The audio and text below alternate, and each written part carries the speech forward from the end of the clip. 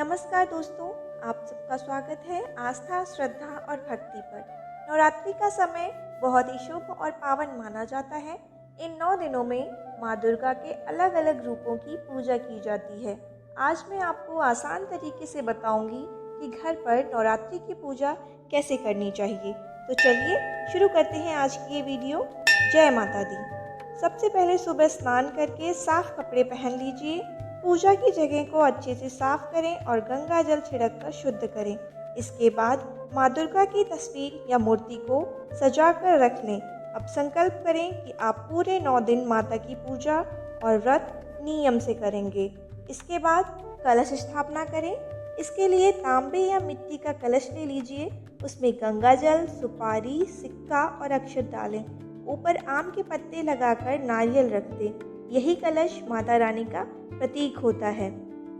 अब माँ दुर्गा की मूर्ति या तस्वीर को कलश के पास रखें। दीपक जलाएं, धूप दिखाएं और फूल चढ़ाएं।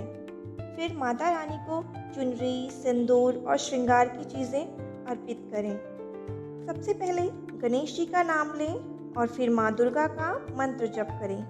ओम ऐं प्रीं क्लीं चामुंडाय विच्चे।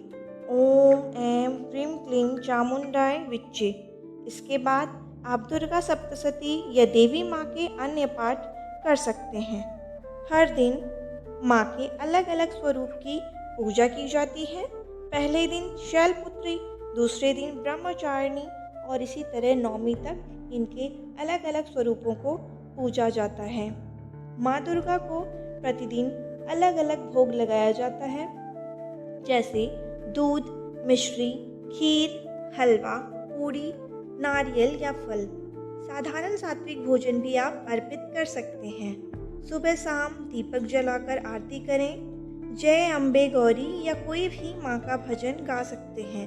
परिवार के सभी लोग आरती में शामिल हों तो और भी अच्छा होता है। नवरात्रि में सात्विक रहना चाहिए। प्याज, लहसुन और मांसाहार बिल्कुल भी नहीं खाना चाहिए। जितना हो सके माँ का ध्यान और नाम जप करें। 8वें या 9वें दिन कन्या पूजन किया जाता है। छोटी छोटी कन्याओं और एक बालक को बुलाकर उनके चरण धोए जाते हैं। उन्हें चुनरी और उपहार दिया जाता है और भोजन कराया जाता है। यह बहुत ही शुभ माना जाता है।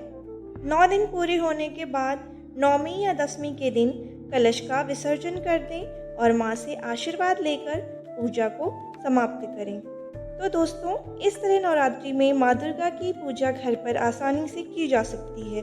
अगर आप श्रद्धा और भक्ति से यह पूजा करेंगे तो माता रानी जरूर प्रसन्न होंगी और आपके जीवन में सुख, शांति और समृद्धि का वास होगा। आप सभी को मेरी तरफ से नवरात्रि की ढेर सारी शुभकामनाएं। जय माता दी।